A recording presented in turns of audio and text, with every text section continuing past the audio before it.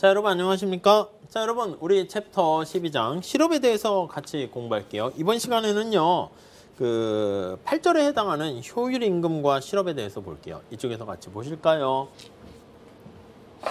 자, 우리 효율 임금 우리 지난 시간에 봤습니다. 시장의 균형 임금과 상관없이 기업의 이윤 극대화를 달성하는 전제 하에서 근로자들의 뭔가 열심히 노력할 수 있는 인센티브를 위해서요. 좀 더 높은 임금을 주게 되는 것이죠. 자, 그래서 첫 번째 줄 보세요. 제1장에서 살펴본 바와 같이 근로자들의 생산량을 감시하는데 많은 비용이 드는 경우에, 그쵸? 근로자들을 감시하는데 감시 비용이, 감시가 어려운 거야. 비용이 높은 경우, 이렇게 감시 비용이 높은 경우, 자, 기업들은 근로자들의 협력을 구매한다고 합니다. 근로자들의 어떤 협력을 끌어내기 위해서 구매한다는 표현을 썼어요. 협력을 끌어내기 위해 네, 어떻게 한다? 효율 임금을 사용합니다. 위해서 사용하게 되네요. 그러니까 효율성을 높이는 임금이죠. 자, 기업이 시장 임금을 넘어서는 임금을 지급하기 때문에 효율 임금 모형에서는요. 비자발적인 실업이 발생합니다. 효율 임금, 에피시언트한 임금이 균형 임금보다 이거이므로 네, 비자발적 실업이 발생합니다. 비자발적 실업 상태가 빠져요. 실업이 발생. 네, 이해하시겠죠? 그렇게 봐주시죠. 효율 임금은 이윤을 극대화하는 임금. 맞아요. 또 기업의 이윤 극대화에 부합하는 거죠. 극대화에 부합하는 임금. 이렇게 되기 때문에 기업은 임금을 낮춰야 할 필요성이 없어요. 이므로 오히려 임금을 인하할 만한 요인이 없어요. 요인이 없어. 이렇게 되는 거죠. 네, 이해되시죠? 자, 기업이 임금을 낮추게 되면 어떻게 돼요? 그쵸? 여기 보시면 근로자들의 협력을 이끌어내는 게 아니라 근로자가 태만하게 됩니다. 예, 그쵸? 만약에 인하를 하게 된다면, 만약에 인하시 근로자들은 태만이 발생합니다. 네, 이렇게요. 자, 그러니까 우선 효율임금 제도에서 첫 번째 관심 있는 거는 비태만 공급곡선 이렇게 돼 있어요. 비태만 공급곡선. 그러니까 태만하지 않도록 만드는 그러한 곡선입니다. 첫 번째 줄, 우리는 효율임금 때문에 생겨나는 실업을 높은 임금을 지급하는 일자리를 보유한 운이 좋은 근로자들을 생산 라인에 붙여주는 채찍이라고 했는데 약간 스틱이라는 얘기가 고착된다는 거야. 그러니까 능력 있는 비태만 근로자를 딱 붙여두는 겁니다. 자, 태만이 문제되지 않는, 그래서 아마 낮은 비용으로 근로자들을 감시할 수 있기 때문에 경쟁시장의 임금 고용의 결과를 생각해 봅니다. 자, 노동시장에서는 이에 노동자들이 있고요. 노동 공급은 비탄력적입니다. 자, 이렇게 그래프를 한번 봐요. 자, 여기 고용이 이렇게 있고요. 전체 노동자 수는 이렇게 있다라고 할게요. 자, 근데 노동의 공급 곡선은 이렇게 수직 LS라고 할까요? 자, 여기 뭐 달러로 표현되어 있는데 임금 이렇게 보시면 되겠습니다. 자, 이런 상황인데요. 거기 보시면 노동의 수요 곡선은 우하향합니다. 수요 곡선 우하향해. 자, 요게 교차되는 부분이 어떻게 돼? 수요와 공급이 같아지는 부분이 그게 바로 균형 임금입니다. 그래서 균형 임금 이렇게요. 자, 이렇게 돼 있고요. 자, 그 다음에 맨 마지막 제줄에 자, 기업이 근로자들의 생산량을 쉽게 감시할 수 없어요. 그래서 지금 요 비태만 공급 곡선의 가정 전제는 뭐냐면 기업이 근로자의 태만을 쉽게 감시할 수 없기 때문에 기업이 근로자들의 태만을 감시하는 비용이 커. 이렇게. 감시하는 비용이 크다는 얘기는 감시가 어렵거나 감시를 할 때 굉장히 비용이 많이 든다는 것입니다. 자, 논의를 단순화하기 위해서 태만한 근로자들은 근무 시간 내내 신문 만화를 읽거나 쓸데없이 인터넷 서핑을 하기 때문에 이들은 완전히 비생산적이다. 그러므로 기업들은 근로자로 하여금 업무에 절대 태만하지 않도록 유도하는 임금 고용 패키지를 제안하려고 합니다. 자, 근로자들이 확실히 업무에 태만하지 않도록 유도하기 위해서 기업이 지불해야 되는 임금을 한번 도출을 해보는데 실업률이 매우 높다라고 한번 해볼게요. 자, 이렇게 해서 이제 도출하려고 합니다. 모형을 도출해요. 자, 실업률이 매우 높은 경우에 고실업 상태라고 할게요. 실업 상태야. 경기가 침체된 상태야. 경기가 침체된 불황의 상태라고 할게요. 이렇게. 자, 이때 근무 태만 행동은 높은 비용을 수반합니다. 이때 만약에 내가 근무에서 태만을 했어. 태만을 하게 되면 어떻게 됩니까? 비용이 높지 않습니까? 태만 비용은 높아요. 왜요? 태만의 기회비용이 높아. 왜? 내가 태만하다가 잘렸어. 아니, 경기가 안 좋아. 취업하기도 힘들어. 그러니까 어떻게 안 잘리려고 노력을 해야죠. 자, 그런 상황이 돼요. 그래서 해고당하게 되면 장기 실업에 빠질 가능성이 있습니다. 왜냐하면 해고 시 장기 실업 상태에 빠져요. 상태에 빠져. 네, 이해 가시죠? 자, 그 결과 기업들은 상대적으로 낮은 임금을 지불하더라도 업무에 태만하지 않을 근로자를 끌어들일 수가 있어요. 그러니까 근무 태만에 따른 비용이 되게 높기 때문에 기업 입장에서는 전략이 낮은 임금으로 네, 임금을 낮게 줘도요. 거기 보시면 비태만 근로자를 끌어들일 수 있습니다. 비태만 근로자를 유인할 수가 있다. 이렇게 보시면 되겠습니다. 오케이, 이해되시죠? 자, 그러나 실업률이 매우 낮다면 게으름을 피우다 발각돼서 해고됐어. 반대로 까짓 거 뭐 딴 회사 가지? 이렇게 되는 거야. 그리고 실업 상태도 굉장히 짧을 수가 있게 되네요. 자, 그렇기 때문에 상대적으로 그런 경우에는 높은 임금을 제시를 해야 됩니다. 자, 위의 상황을 보시면 실업이 높은 상태는 어떤 상태일까요? 라고 하면 거기 F와 관련된 상태가 여기가 고실업 상태가 되는 거예요. 여기가 고실업 상태. 그래서 그림 거기 해설 보시면 나와 있죠. 그래서 실업률이 높은 경우가 점 F에 해당하는 것이고, 자, 거기 G점은 어떻게 됩니까? 실업이 낮은 경우입니다. 여기 실업이 낮은 경우가 거기에 해당해요. G점 이렇게 실업이 낮아. 실업률이 낮은 상태 이렇게요. 네.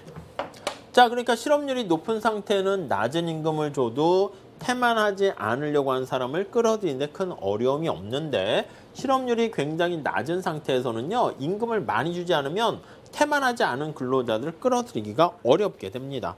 자, 그래서요. 다음 페이지 가볼게요. 566페이지.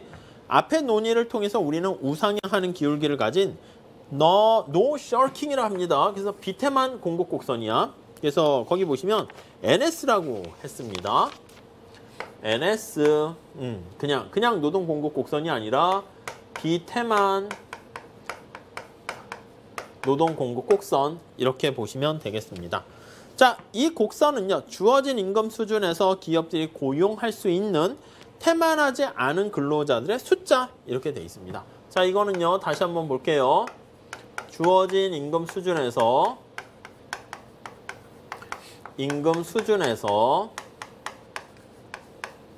네, 태만하지 않으려고 하는 비태만 근로자들을 끌어들이는 태만하지 않는 태만이 없는 근로자들의 숫자 이렇게 보시면 되겠습니다. 자, 비태만 공급 곡선에 따르면 기업들이 전체 2명의 근로자들 중에서 적은 수를 고용할 때 F점이죠. 고용이 적은 경우야. 이때는 낮은 임금으로도 비태만 근로자들을 끌어들일 수 있어요. 자, 그런데 해고를 당할 때 이거예요. 해고를 당할 때 장기 실업에 빠질 수 있기 때문에 사람들이 더 열심히 한다는 것이죠. 자, 반면에 기업들이 많은 근로자를 고용하게 되는 G점은 경제가 약간 호황인 상태입니다. 이게 이제 고실업 상태가 여기가 되는 거죠. 자, 그런 상태에서는요, 근무 태만을 방지하기 위해서요, 높은 임금을 지불해야 됩니다.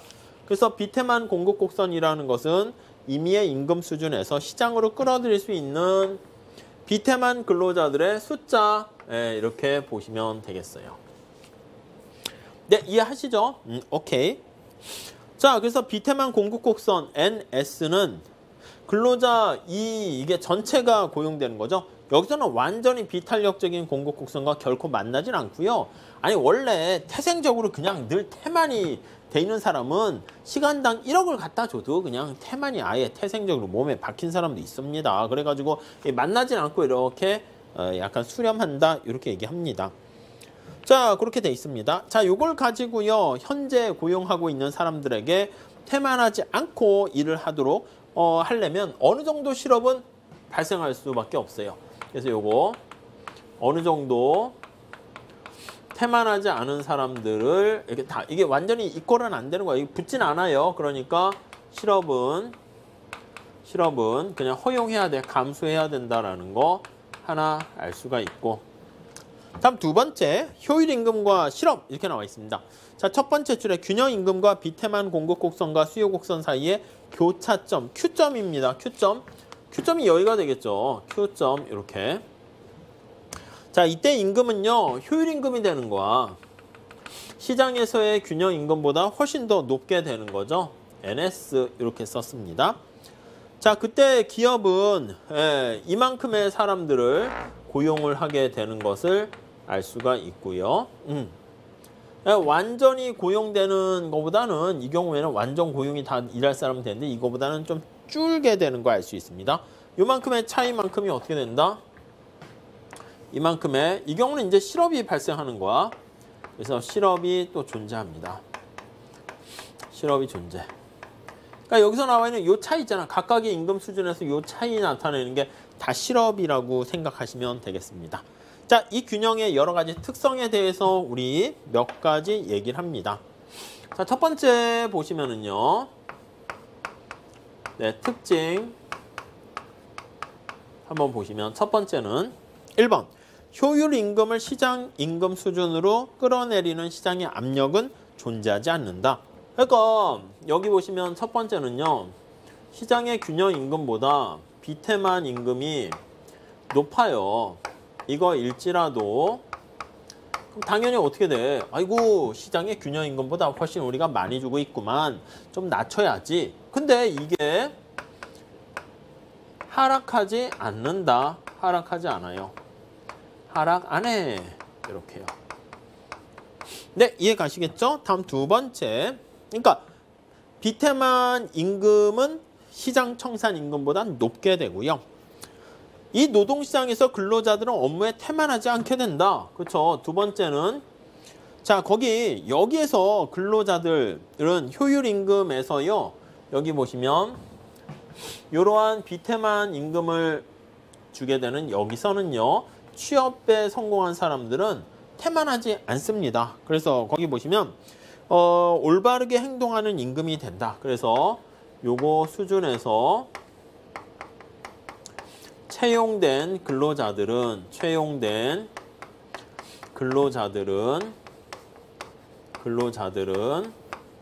네, 거기에 보시면 태만하지 않게 된다. 비태만이다. 네, 비태만의 행동을 한다. 네, 당연한 얘기죠. 자, 다음 3번. 비자발적 실업이 존재한다. 네, 그렇습니다. 여기 2와 비태만 채용되는 것만큼 이만큼 차이만큼 비자발적인 실업이 존재합니다. 실업이 존재. 이렇게요. 네, 아시겠죠? 네, 그렇게 봐주시면 되겠습니다. 자, 그래서 요만큼의 실업자는요, 시장에서 결정된 임금을 받으면서 일을 하지만 일자리는 찾을 수 없어요. 이 시장에 있는 기업들은요, 근로자들을 채용 안 해. 완전히 다 고용하면 그냥 띵까띵까 게으른 근로자들만 올 가능성이 있으니까, 그래서 그냥 됐어. 열심히 일하는 사람들만 가고 같이 가자. 이렇게 됩니다. 자, 자, 효율임금으로 인해서 맨 마지막 제출 보세요. 발생한 구조적 실업은 일자리 탐색으로 인해 발생하는 마찰적 실업과는 전혀 다르되 일자리 탐색과 관련된 실업은 생산적입니다. 나중에 고임금 근로자로 다시 갈 수 있어요. 반면 지금 효율임금을 제시했는데 여기서 비자발적 실업이 발생했잖아요. 이거는 생산적이지 않습니다. 자, 그래서요. 근로자 관점에서는 자기 스스로 결정한 게 아니야 비자발적이고 아니 마찰적 실업은 자발적이잖아요. 그리고 생산적이지도 않습니다. 비생산적이다. 이렇게 얘기를 할 수가 있습니다. 근로자는 일자리를 원하지만 찾을 수 없게 되고요. 또 장기간의 실업 상태에서 얻은 것은 전혀 없어요. 그러나 기업 입장에서는 비자발적인 실업은 오히려 생산적인 거야. 그러니까 이게 근로자 입장에서 근로자의 어떤 입장에서는 이러한 실업은 별로 좋지 않지만 이 비자발적 실업이 기업 관점에서 보면 입장에서 볼 때는 오히려 비자발적 실업이 생산적입니다. 생산적이다 이렇게요. 오히려 기업이 스스로 자발적으로 선택한 거죠. 그래 임금도 더 올리면서 생산적이다 이렇게 되는 거예요. 아시겠죠? 자, 이 실업은 고용된 근로자들이 정직하게 행동하도록 유도하고 결과적으로 생산량을 증가시킵니다. 이거 같이 쓸까요? 자발적이고 기업이 선택한 거야. 그리고 생산적이다. 이렇게 보시면 되겠습니다. 네, 이렇게 봐주시고 자, 그 다음에 아울러 효율임금 모형이 시사하는 바는요. 경기순환에 상대적으로 경직적이게 된다. 자, 무슨 말씀이냐면 이게 이제 한 가지 나와 있고요. 어떤 임플리케이션이야. 또 하나의 특징은 이거 되게 중요한 건데 자, 임금은 경기 순환에 따라 상대적으로 경직적이게 된다. 경제활동의 갑작스러운 하강으로 자, 경기 침체가 왔어요. 경기 침체로 노동에 대한 수요가 감소해요. 수요가 감소하는 경우에 자, 그랬을 때 경기 침체니까 생산물에 대한 수요 감소로 파생 수요니까 노동에 대한 수요도 감소해요. 자, 그림 다시 그립시다. 자, 여기 이제 고용자 수가 여기 이렇게 있는 거야. 이렇게 노동 공급이 있고요. 여기 이제 고용, 여기 달러 임금 이렇게 있습니다. 노동의 공급 이렇게 있고 비태만 공급 곡선이 이렇게 있어요. 노동의 수요 곡선이 이렇게 있어요. 자, 그런데 노동에 대한 수요가 감소했어. 노동에 대한 수요 곡선이 좌측으로 이동합니다. 이렇게 이동을 해요. 자, 그러면 거기 나와 있는 것처럼 그냥 우리가 비태만이 아니라 일반적인 그 노동시장에서는 여기 나와 있는 것처럼 임금이 여기서부터 A에서 B로 이렇게 떨어지게 되는 거 알 수가 있습니다. 임금이 이렇게 많이 하락해요. 자, 근데 여기 나와 있는 비태만 공급 곡선에서는요. 임금이 여기 C에서 D로 하락합니다. 하락하는 정도가 어떻게 돼? 좀 더 작아. 요만큼만 하락해요. 요만큼만. 네, 무슨 말씀인지 아시겠죠? 그래서 임금이 좀 경직적입니다. 그래서 거기 보시면은 효율임금을 제공하게 될 때, 자, 세 번째 줄 보세요. 노동의 수요 곡선이 하방 이동하게 되면 시장 균형 임금에서는 이만큼 떨어지게 되는데 기업들이 효율임금을 지급하게 되면 동일한 수요 감소에 대해서 임금이 요만큼밖에 떨어지지 않습니다. 그래서 효율임금은 경쟁임금보다 수요 변화에 대해서 덜 민감하게 반응하게 됩니다. 그래서 효율임금은 임금의 하락은 조금 하락한다라는 거, 작아라는 거 알 수가 있어요. 자, 게다가 거기 보시면 수요에 덜 민감하게 반응하게 되고요. 또 경기 수축기의 고용은 줄어들지 여기까지. 그러니까 여기서는 고용이 감소하지 않잖아. 그리고 여기서는 이제 얘는 가만히 있는데 얘는 고용도 감소하게 됩니다. 그렇죠? 네, 이렇게 되는 거 알 수가 있어요. 실업률이 상승하는 것이죠. 그래서 효율임금 하락은 쬐끔 되고요. 고용의 감소로 실업률이 증가하게 되는 거 알 수가 있어요. 네, 그렇게 봐주시죠. 자, 임금 곡선 있습니다. 방대한 문헌 자료에 따르면 효율임금은 많은 나라에서 실업을 야기하는데 중요한 역할을 하게 되는 것이고, 자, 여기서 이름을 임금 곡선이라 했어요. 임금 곡선. 다음 페이지 한번 볼게요. 아니 도대체 임금 곡선이라는 게 뭐야? 곡선이면은 두 변수를 알아야죠. 자, 밑에 보면 임금률과 뭐랑 관계를 나타내냐면 실업률과의 관계를 나타낸 거야. 여기가 실업률, 여기가 임금. 이해되세요? 모양이 이렇게 돼 있는 거 알 수가 있습니다. 자, 여기서 다음 페이지 가보시면 첫 번째 줄에 개별 국가에서 실업률이 낮은 지역에서는, 여기가 실업률이 낮죠. 낮은 지역에서는 임금이 좀 높고, 그리고 실업률이 높은 지역에서는 대체로 임금이 낮은 상황을 볼 수가 있다. 그렇겠죠. 실업률이 높으면 여기 A라고 돼 있네, B라고 돼 있네. 그렇게 돼 있습니다. 이걸 웨이지 커브라고 얘기해요. 임금이 뭐랑 관련돼 있는가? 실업률과 관련돼서 나타낸 곡선이다 라고 보시면 되겠고요. 자, 다음 달러 첫 번째 줄에 경쟁시장의 수요 공급의 맥락에서는 임금 곡선이 우하향하는 이유를 설명하기 힘들어요. 왜냐하면 수요 공급의 직관에 따르면 임금이 높게 되면 어떻게 돼요? 그렇지, 오히려 실업이 증가해야 되잖아. 그래서 시장 임금 이상으로 높게 되면 실업이 증가해야 되죠. 그래서 일반적으로 할게요. 일반적으로. 그러니까 일반적인 수요 공급이에요. 임금이 높으면 자, 노동시장이 초과 공급이 발생하는 거 아니겠습니까? 그래서 노동시장에 초과 공급 상태가 되고, 자, 초과 공급 상태가 되어서 어떻게 됩니까? 맞아요. 실업률이 증가해요. 공급으로 실업이 증가합니다. 실업률이 증가. 근데 이때는 어떻게 돼? 임금이 높으면 실업률이 작은 결과를 초래하게 되는 거죠. 그래서 시장임금 이상으로 실업률이 증가하고 노동의 초과 공급 때문에 임금은 하락하려는 압력으로 받게 돼요. 자, 임금이 상대적으로 경직적인 한 어느 정도 실업은 존재하게 될 것이고, 실업과 깊은 관련이 있는 높은 임금이라는 점. 자, 우하향하는 임금 곡선이 제시하는 바와 같이 일반적인 이런 상황과 지금 여기 나와 있는 거는 두 개가 정반대가 된다라는 거 알 수 있습니다.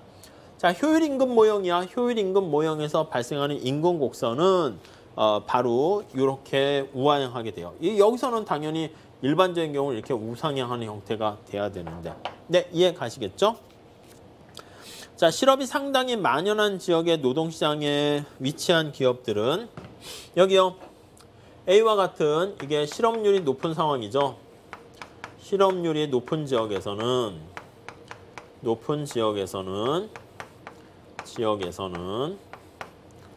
네, 앞서 말씀드린 거와 같이 거기 보시면 높은 임금을 제한할 필요가 없어요. 그래서 높은 임금 실업률은 근로자들이 올바르게 태만하지 않게란 뜻입니다. 올바르게 행동하도록 만드는 역할을 하게 돼요. 그래서 태만이 억제가 됩니다. 억제가 돼요. 네, 이해 가시겠죠? 그래서 임금이 낮아도 돼. 효율임금이죠. 낮아도 돼, 낮아져. 이렇게 보시면 되겠습니다. 자, 실업이 거의 없는 활성화 지역에서는요, 노동시장에 위치한 기업들은 근로자들의 태만을 막기 위해서 높은 임금을 제공해야 됩니다. 오케이. 다음에 암묵적 계약 볼게요. 암묵적 계약. 자, 암묵적 계약이라는 건 뭐냐면 노동자들 입장에서 기업도 사실 위험 기피적인데 노동자들도 위험 기피적입니다. 그래서 첫 번째 줄에 기업 특수적인 훈련을 나타내는 노동계약의 장기적인 속성 때문에 노사 양측에는 임금과 해고 확률 모두에 대해서 협상을 할 필요가 있는데, 협상 결과 발생 가능한 모든 경제적 전체 상황에서 임금과 근로시간의 양자를 규정하는 계약이 도출됩니다. 암묵적 계약이라고 하면요, 거기 중간에 파란 색깔로 나와 있습니다. 현실의 노동시장에서 근로자는 거기 나와 있는 노조와 같은 공식기관에 의해 대표되지 않을 경우에도 이런 게 성립하는 거야. 현실의 그 근로자들은요, 불안한 거야. 다음 단락 볼까요? 실현 가능한 한 노사 간의 암묵적 계약 유역은 두 가지가 있어. 그냥 여러분도 생각해봐. 여러분들의 성과에 따라서 임금이나 고용이나 그게 달라지면 불안하잖아. 그러니까 고정된 고용, 저기요 사장님 저요 그냥 일하는 시간은 최소한 일정하게 유지하게 해주세요. 수강생 있냐 없냐에 따라 가지고 제가 학원과 강의 계약을 체결하는데 없네요. 그러니까 강의도 없어지고 강의 개설도 안 되고 막 그래. 그러니까 불안하니까 저기 최소한 1년 동안 얼마만큼은 강의할 수 있도록 해주세요. 이렇게 얘기하는 거죠. 아니면 고정된 임금 이렇게 될 수 있어요. 고정된 임금 이렇게요. 아니 수강생 수에 따라서 이제 임금이 막 이렇게 강사료가 올라갈 수도 있고 떨어질 수 있잖아. 불안하잖아. 그러니까 얼마만큼 일정한 만큼을 딱 이렇게 고정적으로 보장해 주세요. 뭐 그렇게 할 수가 있겠죠. 자, 다음 단락 보시면 이렇게 경기가 순환하는 호황과 불황이 왔다 갔다 합니다. 그랬을 때 기업들은 자신의 생산물에 대해서 매우 다른 시장에 직면하게 됩니다. 확장기, 수축기 다 다르게 됩니다. 자, 여기서 그런데 이제 그게 불안한 거야. 그러다 보니까 그냥 고정된 고용과 고정된 임금 이렇게 봤습니다. 자, 여기서 마지막 단락 볼게요. 이와 대조적으로 노사가 고정임금 계약에 합의하게 되면 기업들은 근로자들의 근로시간을 변화시켜가지고 생산물 시장의 변화에 대응을 할 수가 있고요. 경기 침체기에는 어떻게 된다? 예, 그렇죠. 경기 침체기에는 기업의 이윤이 떨어져. 그러면 근로자들로 하여금 적은 시간만 일을 하도록 하게 만들고요. 그 다음에 경기가 확장되면 어떻게 됩니까? 그렇죠. 전체적인 총 고용 시간이 일정하니까 시간을 조정할 수 있는 거야. 그래서 전체 연간 시간을 딱 유지하도록 조정한다라고 보시면 되겠습니다. 그래서 비록 근로자들이 밑에 세 번째 줄에 보시면 연간 소득이 침체기에 더 낮아지긴 하겠지만 침체기에 근로자가 소비하는 추가적인 여가 시간은 일정한 가치를 갖게 됩니다. 아무튼 근로자들은 여가를 좋아하긴 하는데 그러한 여러 가지 실업 보상이 또 임금의 어느 손실을 일부 보상해 주기도 합니다. 자, 그래서 고정임금 계약 하에서는요, 근로자의 실질 소득은 이런 것들 때문에서 근로자들의 실질 소득은 일정하게 유지가 됩니다. 그래서 소득은 상대적으로 일정하게 유지가 된다. 이렇게 보시면 되겠습니다. 자, 이렇게 되는 가장 큰 이유는 뭡니까 하면요. 거기 세 번째 단락의 첫 번째 줄. 그 이유는 근로자들이 일반적으로 위험기피적이다. 위험기피적인 태도를 보이기 때문이다. 네, 이렇게 보시면 되겠습니다. 뭐 그 정도 봐주시죠. 자, 그 다음에 정책 응용 사례는 필립스 곡선이라는 게 거기 나와 있는데 이거는 그냥 경제 원론과 거시경제학 얘기거든요. 그래서 뭐 나오기는 그렇지만 책에 나와 있는 기본적인 것만 좀 말씀드리고요. 경제학 백그라운드가 약하신 분은 그냥 암기하세요. 어쩔 수 없어요. 자, 필립스라는 학자가 영국의 인플레이션과 실업률과의 관계를 놓고 그림을 그렸어요. 자, 수평축에는 실업률을 놨고요. 수직축에는 뭐를 놨냐면 거기 인플레이션, 원래는 이제 명목임금 상승률 이렇게 했는데 인플레이션율을 놨어요. 인플레이션율 이렇게요. 그래서 이제 두 개 간의 관계를 보니까 이런 관계를 보인다는 거야. 그래서 자기 이름을 붙여서요. 이것을 소위 필립스 곡선 이렇게 붙였습니다. 그래서 실업률과 인플레이션율과의 관계는 두 개가 마이너스 관계에 있다라고 보시면 되겠습니다. 자, 그래서 경기가 여기는 어떻게 돼? 실업률이 높고 인플레이션율이 좀 낮은 상황이니까 여기는 경기가 침체되어 있는 상태다라고 보시면 되겠고요. 여기 B와 같은 상황은요. 경기가 좀 좋은 거와 경기가 호황, 과열되어 있는 상태다. 이렇게 보시면 되겠습니다. 뭐 그 정도까지 봐주시죠. 넘어갈게요. 자, 그런데 이게 실업률과 인플레이션율과의 관계가 이렇게 마이너스 관계, 우하향하는 필립스 곡선이 돼 있었습니다. 그런데 이게 안정적으로 우하향하는 형태가 된 거죠. 우하향하는 필립스 커브 이렇게요. 아니 근데 다음 페이지에 거기 그래프를 보시면 알겠지만은 아니 거기 보니까 미국의 인플레이션과 실업 데이터를 보니까 아니 우상향하는 것 같기도 하고 뒤죽박죽 돼 있습니다. 그래서 이 필립스 곡선이 설명하기가 어렵다라는, 이게 언제나 우하향이 아닐 수도 있다라는 것을 얘기하게 되었죠. 그래서 이제 문제 제기는 뭐냐면, 문제 제기는 야 필립스 곡선이 항상 우하향해? 이렇게. 아닐 수도 있어. 이렇게 하는 거. 우하향할까? 우하향일까? 아닐 수도 있다라는 것을 주장하면서 등장한 게 밑에 자연 실험률 가설이야. 프리드만 펠프스의 기대가 부과되는 필립스 곡선이다 라고 보시면 되겠습니다. 이렇게요. 요거는 뭐 경제 언론이나 거시책을 좀 더 보시는 게 좋습니다.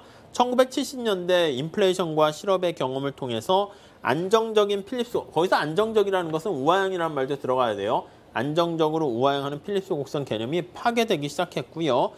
장기적으로는 우하향하지 않을 수 있고 뭐 우상향하거나 아니면은 수직일 수 있다라는 것을 보게 됐어요. 그래서 요거는 이제 단기에는 오케이 그렇게 되나 보다 얘기를 했고요. 그래서 이걸 단기 필립스 곡선이라 합니다. 자, 반면에 오른쪽에 보세요. 573페이지에 가보시면 여기가 실업률이고 물가 상승률 파이라고 많이 씁니다. 자, 장기에는 이렇게 수직인 롱런 필립스 커브 이렇게 얘기를 하는 거야. 단기에는 이렇게 해서 단기 숏런 필립스 커브 이렇게요. 그래서 이 정도까지만 봐주세요.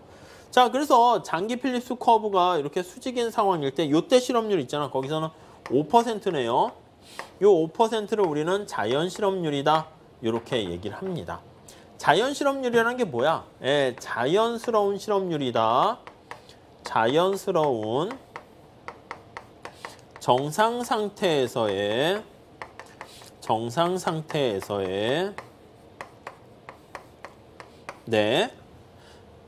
자발적 실업만 존재하는 거예요. 그래서 완전 고용이 되는 거예요. 자발적 실업만 존재하는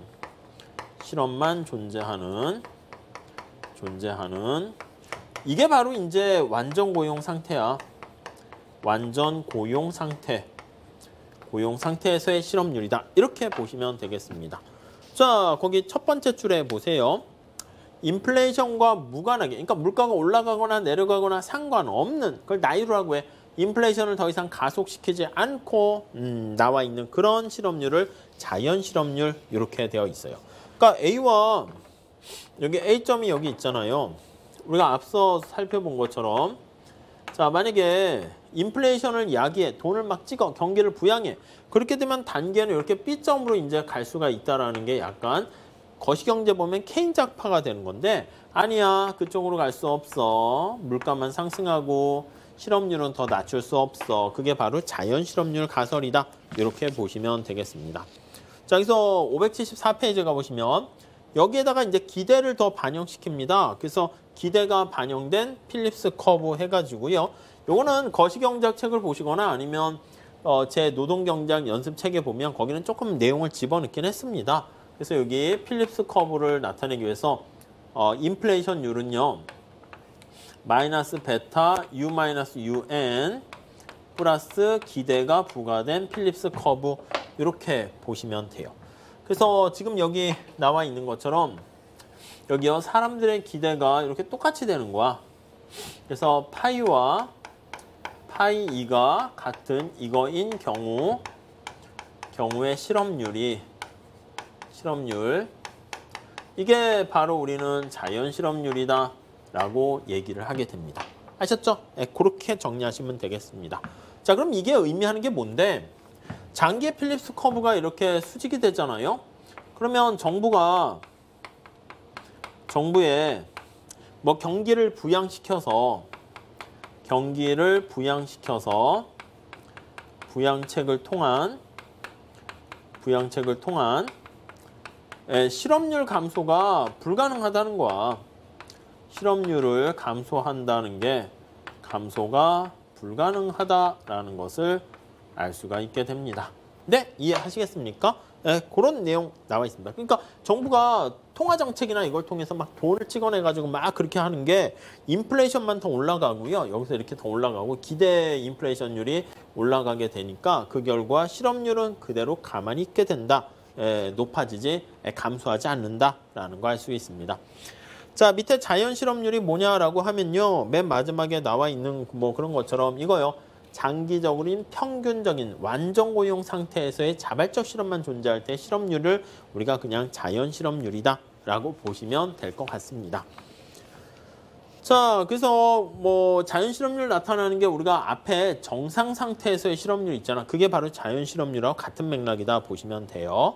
다음에 11절 정책 응용 사례에서 유럽과 미국의 실업률 격차가 이렇게 막 발생하게 되는 거야. 그래서 거기 뭐 데이터가 나와 있는데 뭐 그거는 그냥 우리 시험 문제거리는 아니니까 그냥 넘어가시고 그냥 한번 읽어보세요.